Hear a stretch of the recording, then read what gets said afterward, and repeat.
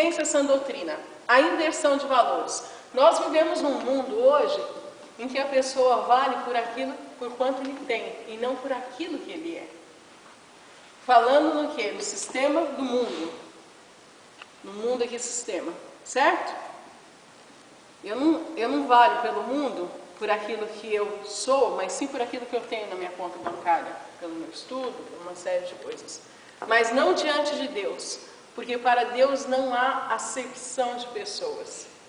Para Deus, tanto Barack Obama como um homem na rua tem o mesmo valor. Jesus veio para morrer, Jesus veio e morreu pelo Barack Obama, mas pelo homem, pelo mendigo que está na rua. Então, diante de Deus, meus irmãos, todos nós temos o mesmo valor. Nós não precisamos nos sentir humilhados por ninguém, porque o mais precioso, quem tem mais valor é o Deus, o nosso Deus, Criador dos céus e da terra. Nós somos importantes para Ele. Se as pessoas não querem nos valorizar aqui nessa vida, o problema é deles. Eu tenho até dó dessas pessoas, porque eu sei do meu valor diante de Deus. Amém. Amém? Estamos vivendo uma época de relativismo, ou seja, tudo é relativo. Moral com a rejeição de Deus e dos valores cristãos. Então, a sociedade, a parte do pressuposto de que, em questão de ponto de vista, tudo é válido. Então, hoje em dia, não se ensina mais que pecado é pecado. Ah, é pecado, depende. Não tem isso de pecado, depende. Lembra do exemplo que eu dei aqui? Que roubar é pecado? Por exemplo, que valor que eu vou passar para minha filha se eu for numa loja com ela? Filha, está com vontade de comer essa bala? Pode pegar. E depois eu falo para ela, olha, nunca pega com dinheiro na bolsa da mamãe. Mamãe. Eu posso pegar a bala no mercado sem pagar e eu não posso pegar dinheiro na sua bolsa? O que vai prejudicar o outro é pecado, o que vai prejudicar a mim não é pecado, o que vai prejudicar a mim é pecado. Então, hoje em dia, existe um relativismo. Não, o que eu tenho que ensinar para minha filha? Filha, nunca pegue nada de ninguém, porque roubar é pecado. Não importa se é uma bala, se é um dinheiro, se é uma bolsa, seja o que for. Se não é teu, não toque, não pegue. Eu tenho que dar um limite. E uma verdade absoluta que a palavra de Deus me dá. Mas não é isso que o mundo hoje passa. Uma vez eu era menino, ia na escola, um dia voltando embora, eu achei um canivete. E meu pai dizia, ensinava a nós sempre que tudo que nós acharmos tem dono. E tem dono. Aí eu cheguei em casa, ele viu, né? Muito bem escondido. Não estava isso aí. Eu achei na estrada. Volta lá e coloca onde você achou. O dono vai voltar a procurar e ele vai encontrar. Eu fiquei meio assim, mas eu achei na estrada, não tinha dono isso aí. Ele falou, não, volta lá e coloca lá. Lá onde você achou, pode ser na estrada. O dono vai procurar, vai voltar a procurar e vai encontrar. São valores que ficam para sempre, tá? Mas o que está contando pode ser comigo também. Eu achei, né? Eu não sei se eu achei foi um brinquedo. Às vezes talvez a criança estava brincando na rua, esqueceu esse brinquedinho, volta lá e entrega, põe lá na porta da casa que você achou. Mas estava na rua, pai, põe lá na rua. Porque isso não é seu, não te pertence. Fazia a gente voltar e colocar lá. Era assim. Mas faça valores firmes, né?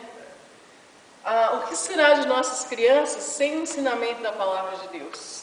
Que homens e mulheres nós estamos ajudando a criar se a gente não ensina o limite, a doutrina da palavra de Deus.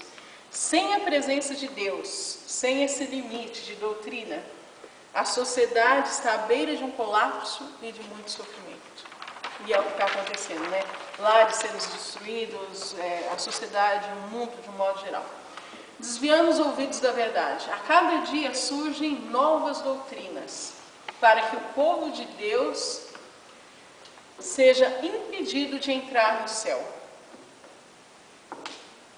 Então, irmãos, a gente vê cada coisa por aí. Você entra na internet, vai ler, começa a pesquisar. Absurdos totais. Pessoas falando coisas contra a palavra de Deus. se nós não estivermos realmente... irmão, Marcelino, você pode ler para mim, por favor? João 8, 31, 32, 47, depois o 14 e 23. O irmão Claudeci, pode ler para mim 1 João 4, 1 e 2, 1 a 3, por favor. 4, 1 e 2, 1 a 3? Não, o 1 João, capítulo 4, versículos de 1 a 3. Tá? E aí, nós vamos ver, enquanto os irmãos procuram, fábulas e mitos. Tá? O que é fábula? É um texto alegórico, uma narração fictícia, uma mentira ou uma ilusão.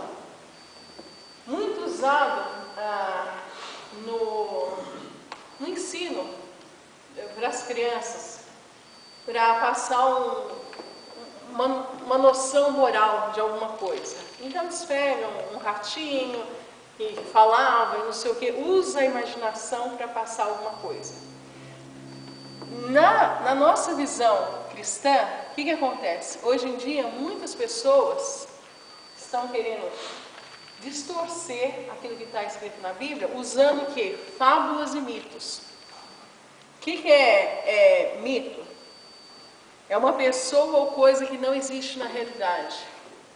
Então estão inventando personagens bíblicos, estão distorcendo a verdade que aconteceu dos fatos da Bíblia, para tirar a atenção do povo e desviá-los da verdade.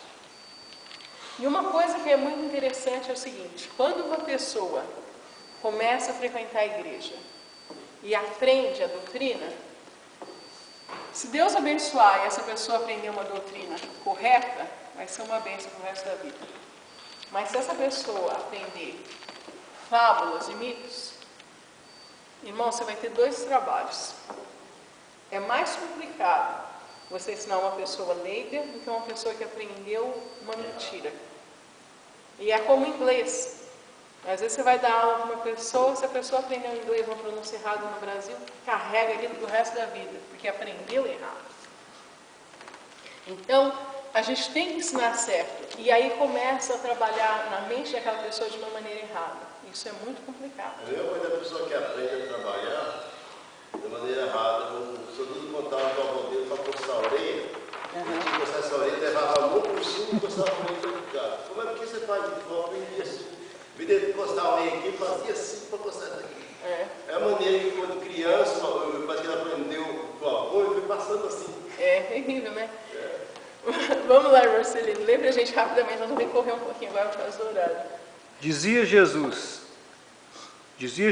pois, aos judeus que criam nele: se vós permanecerdes na minha palavra, verdadeiramente sereis meus discípulos. Então, para ser discípulo de Jesus, tem que permanecer na palavra de Deus, na doutrina bíblica. E conhecereis a verdade, e a verdade vos libertará. Jesus é o único que nos liberta do pecado, dos vícios, de tudo, né? 47, por favor. Quem é de Deus, escuta as palavras de Deus. Por isso, vós não as escutais, porque não sois de Deus. Então, está aí uma característica de quem quer Deus, é escutar a palavra de Deus e aceitar. 14 e 23, por favor, Marcelino. Nós vamos correr agora um pouquinho. 14 e 23. Jesus respondeu e disse-lhe: se alguém me ama, guardará a minha palavra, e o meu Pai o amará. Viveremos para ele e faremos nele morada. Então, amor é ação, né? Se eu amo a Deus, eu vou me submeter a esse limite da doutrina bíblica. Isso é a maior prova de amor que eu posso dar para Jesus. É renunciar às minhas vontades para adorá-lo, para servir a Ele. Isso é, mesmo que eu não queira, porque tem gente que fala assim: eu só vou deixar de fazer isso o dia que eu sentir. Não, você não vai sentir nunca. Não vai sentir nunca. Agora, se eu acordo e falo assim, estou cansada, meu joelho, meu sono, não sei o quê, né? Não, mas eu vou me arrumar.